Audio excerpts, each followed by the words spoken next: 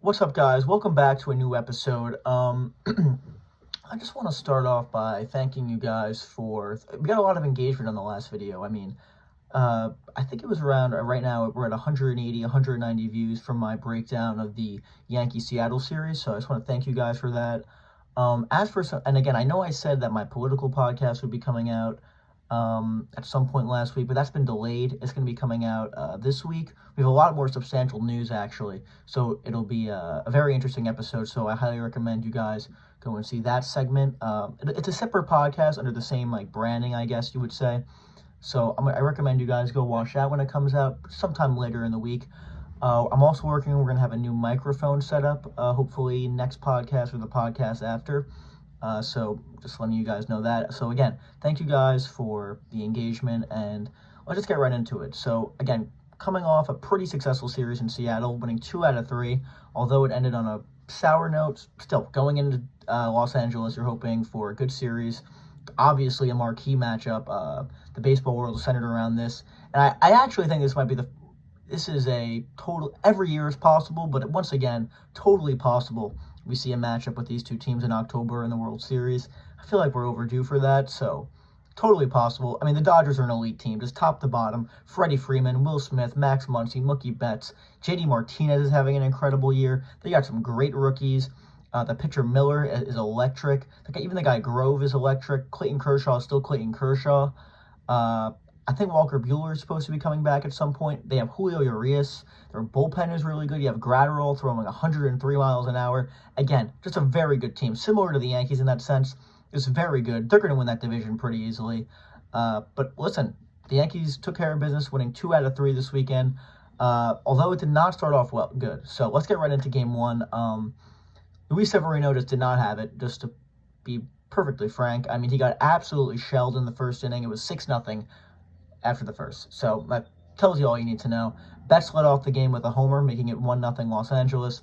Muncy added on later in the game, making it 3-0 with a 2-run shot to the opposite field.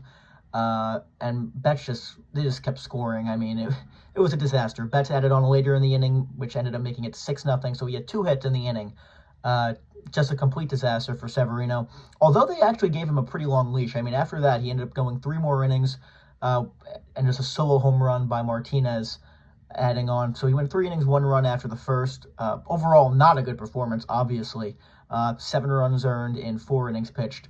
Not good. But again, I think that coming back from his injury, it's going to be a bit of a walkthrough. Again, he was very good his first 2 starts. Hopefully this is a blip on the radar. There was some concern that it was a physical thing going on with Sevy, or that he was tipping pitches, which is totally possible. For me, I noticed just the location was not there. He was just grooving pitches down the middle of the plate.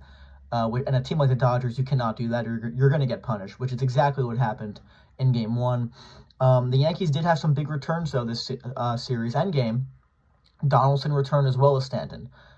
So obviously going in, Stanton usually comes back and it takes some time for him to get in the swing of things, but coming off the IL, but he really right away, he had not a big home run, but he had a home run. And Donaldson actually had 2 home runs, one earlier in the game, which made it, I believe, 6-1 at the time. Again, pretty much a bomb too. And then he also homered in the 9th inning, which made an 8-2 game, an 8-4 game bomb. So again, I've never been the biggest Donaldson guy, but if he's producing, I mean, he had 2 home runs that game, and he had a decent weekend after that. Although he sat one of the games, as did Stanton, which I have some problems with. I mean, again, they lost Game 1, 8-4. It was just a lackadaisical game, a late 10-10 game, and it's fine. They lost Game 1, 8-4 was the final score. But again, nice to see Stanton producing right out of the gate. Donaldson 2 home runs right out of the gate. So there are positives from this. It was just Severino got shelled and the game was over after the first inning, to be totally honest. But again, going into Game 2, you're still hopeful. You have Garrett Cole on the mound versus Michael Grove. This was a national game, too. This was a 7:10 Eastern Time start on Fox, I believe. Joe Davis and John Smoltz on the call. So again, going in, I was confident. Again, you're supposed to win these games. Garrett Cole, your ace, you're supposed to win these games. Especially Grove, who was a ERA, I believe, was 8 coming into the game. Although he did have very good stuff. He has very good stuff, to be clear. The offense really in the beginning was not, I mean, most of the offense, I mean, Grove's final line is going to indicate that he got hit around a bit. I mean, this was Cole versus Grove, but he actually pitched pretty well, other than to Jake Bauers, who had an incredible game. He had a two-run nuke off of him in the, I believe it was the second inning, giving the Yankees a 2-0 lead. And then in the bottom of the second inning, and again, Cole, just to be clear, I thought he pitched fantastic this game. He had everything working for him. His final line was 6 innings with 1-run ball. 80 pitches, by the way, which is, the alarm bells were going off. I mean, everyone was concerned. Why are they taking him out after 80 pitches? It was just cramps. So good to see he'll be back his next start. Honestly, they won the game, so it's whatever. It's maybe nice to take the workload off him a little bit. So overall, positive performance from Cole. 6 innings, 1-run ball. Very good to see. And honestly, he should not even be giving up that 1 run. If people who saw the game, they know the second inning, it was probably, and I don't like to say this, but probably the luckiest run scored I've ever seen. I mean, he had Hayward 0-2 with 2 outs. He clips him with a curveball in the back foot, so he goes to first base. And then I believe it was Outman hit a pop-up down the line where you had the left fielder coming in, Volpe coming in, LeMahieu going out, and it literally just dropped in between all of them. Trickles into the, I don't even know, trickles into the sidewall. A run scores, and it's now 2-1 at the time. So it's like, you got to be kidding me. I mean, he was this close to getting out of an inning. And then the previous inning, Volpe had an error. Like, honestly, like, if things went, they should have, if they should have, it's totally reasonable to me that Cole went the distance this game. Seriously, that's how good I thought he was. And his pitch count was under control, even after all these errors or misplays or whatever, and the cramps. But, whatever. But, yeah, the story of this game, MVP, let's just be honest, I'm going to say it right out. Aaron Judge was incredible this game. Absolutely incredible. In the top of the 6th, he added on to the Yankees' lead, golfed a home run, making it 5-1. This is after Bauers hit his second 2-run home run, another bomb off of Grove. So Bauers had 4 ribbies. I mean, he was incredible this game. Props to him, and I think he secured a roster spot, to be honest with you. Definitely has some power, especially with a short porch in right at Yankee Stadium. It's very nice to see. Hopefully he can be a player off the bench in the future. I just don't know. Him starting every game is what the Yankees need right now, especially with Stanton back. But there are obviously outfield injury concerns with Judge, unfortunately, which we'll get into because of this game.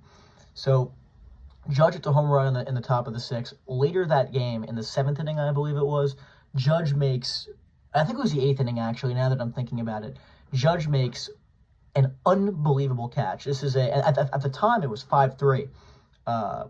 Judge sprinting, goes into the sidewall, makes an incredible catch, and he slams so hard into the wall, the gate, I guess you would call it. The gate opens up, and I guess people were concerned. I was concerned. I was freaking out, like, oh my God, this is an unreal catch, but is he injured? Is he going to be okay?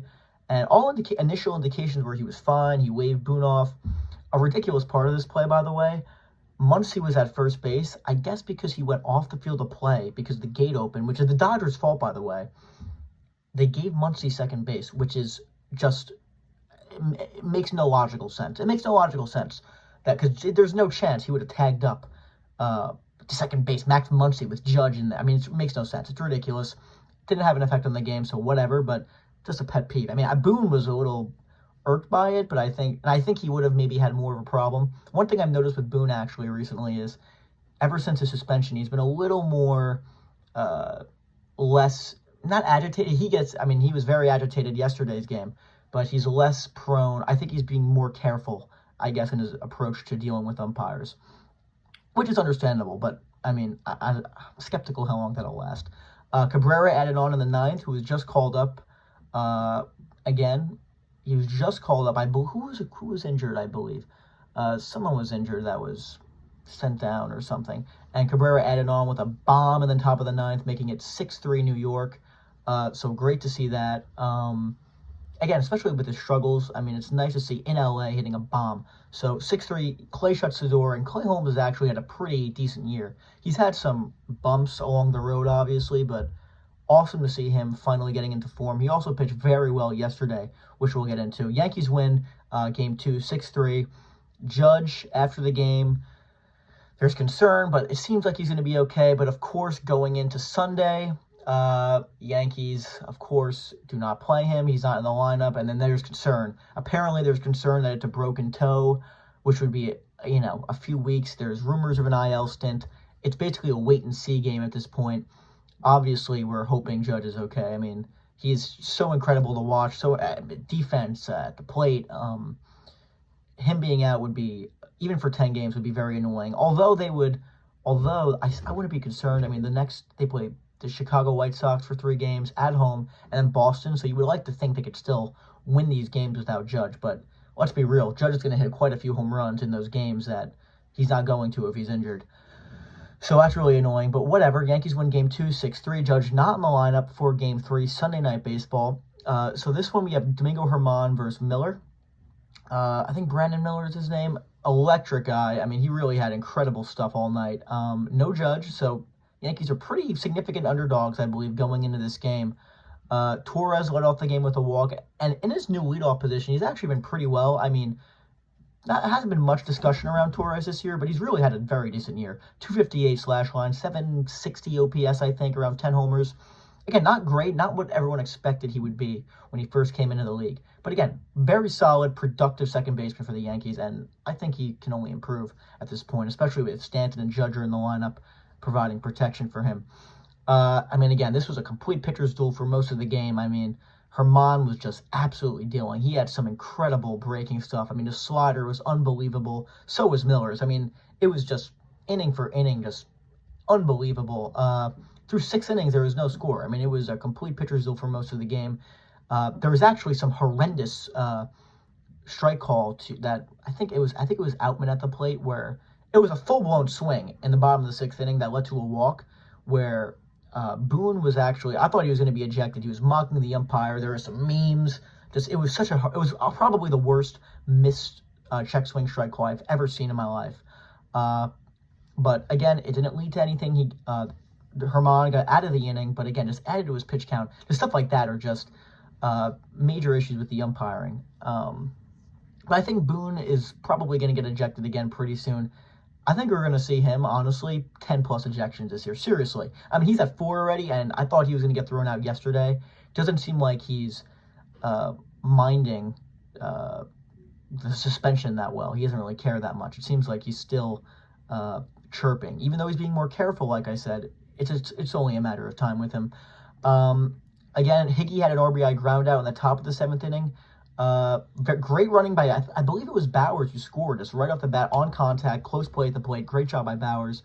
And Germán, it's funny, I was actually talking with people, like how awesome Germán looked in the bottom of the 7th. There's 2 outs, nobody on. I'm like, Germán is just cruising. I believe Eduardo Perez on the broadcast had just said, oh, he looks like Pedro Martinez.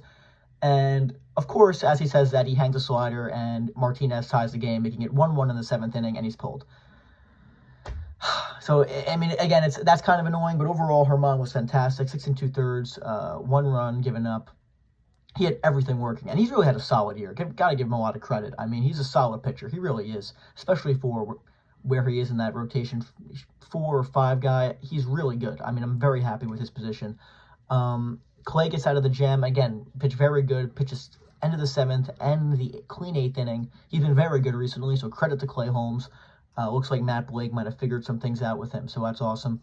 Yankees were threatening again in the 8th. Stanton had a big double. Again, great series for Giancarlo. He didn't play Saturday for whatever reason, but whatever, didn't impact the game. Stanton had a double, 2nd and 3rd, 1 out. Cabrera, I believe, has an RBI ground out, so that's awesome. Yankees take a 2-1 lead.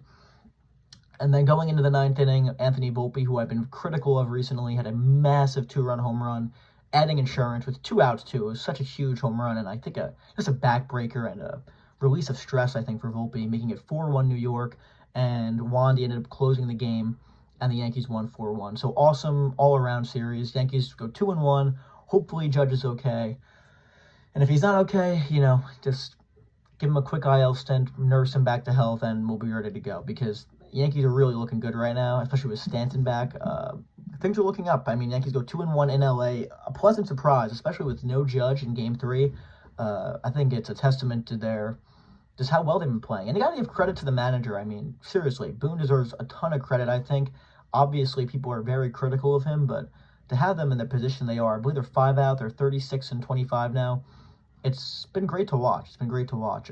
Series preview next series, Yankees versus White Sox. Again, I think it's this should be like 2-1 minimum, 3-0 preferably. I mean, the White Sox are pretty terrible. They're pretty terrible. I think Tim Anderson could be a potential trade target. I mean, I'd love that. And then one thing which we'll probably get into in later episodes, if the Padres continue to skid, Juan Soto is a free agent, and Scott Boras does not usually extend. I'll say this: he will not be extending Soto. Okay. You have to wonder if the Padres continue to fall out of it. Do they trade Soto? Do they try and get some prospects back for him? Come and trade that deadline. Will the Yankees be interested in that? Because I would be. I would be totally interested. Put Soto in left field. Could you imagine that? It would be murderer's row, that lineup. I mean, you'd have Torres, Judge, Stanton, Rizzo, Soto. I mean, it's like out of a video game. But the series preview versus Chicago, we have Clark versus Giolito in Game 1. Giolito's not had a great year, but okay. Game 2, because of the Cortez injury, again, bullpen game versus Lance Lynn, who's had a terrible year. And then Game 3, which would be Clevenger versus Severino. Clevenger's been meh. Severino, we've been in depth with him already. Again, I am concerned a little bit. The pitching matchups are not great this series, no doubt about it, for the Yankees. I expect a high-scoring series, to be honest. I'm concerned a bit of a letdown. I just hope it's not one of those things where they stumble in, no Judge, they go 1-2, the pitchers get rocked. I don't think we're going to see that, but I am a little concerned. A letdown series coming off a good series in Los Angeles. Still, I think 2-1 minimum is the goal here. Realistically, 3-0. So, yeah, hope you guys enjoyed this video, and I'll see you guys next time. Again, politics episode will be coming out later this week. Another Yankee series breakdown and some news. And we'll be incorporating new things into these videos, of course. I mean, next video, I'm sure we might add some videos, maybe some fan questions in a segment. So, yeah, I hope you guys enjoyed this video. Hope you guys like the intro and everything. And any advice, send your emails, reply in the comment sections. And, yeah, so I'll see you guys next time. Thanks for watching.